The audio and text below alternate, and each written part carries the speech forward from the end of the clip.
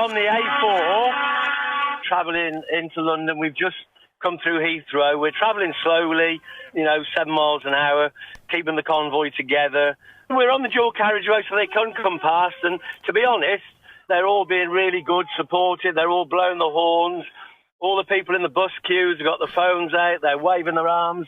All the people in the offices are standing at the windows, waving and smiling and cheering and jumping up and down. And it really is a fabulous atmosphere. Hang on, we're just going round the roundabout. Bear with me. Probably 120 tractors behind me. You, Murray, have got a missile with you. Is this right? I've got my missile, yeah. It's a bit of a faux pas, really. It's actually, I'd call it Murray's missile, but it's actually a fuel tank off a Tornado jet. But it is exactly like a missile. I bought it from the MOD, so, if it was dangerous, they wouldn't have sold it me, would they?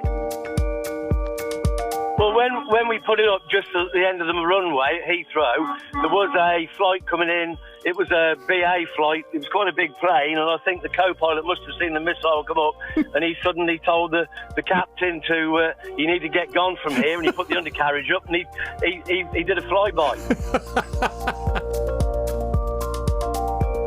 I come from a farming background, and we deal with all the rural, businesses and, right across the country. And, it's not just the farmers and those businesses that are being affected, but all SMEs, all small to medium enterprises are really getting hit by this government now.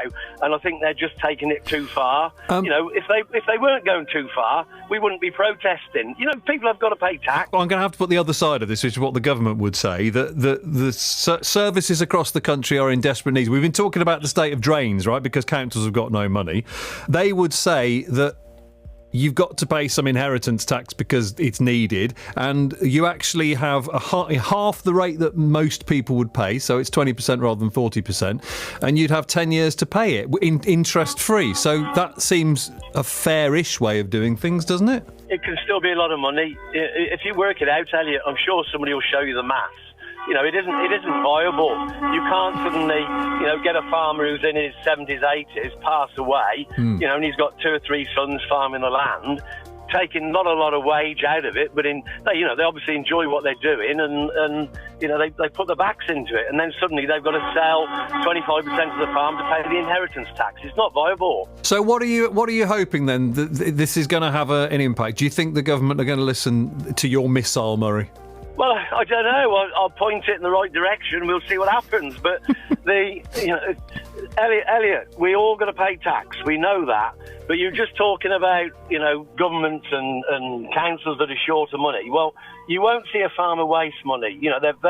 Most small businesses are very, very frugal in what they do. We don't waste money. But you go to any government department, you go to a lot of these big councils, the money that is wasted is just absolutely colossal. If they could cut the waste, they wouldn't need to tax us so heavily.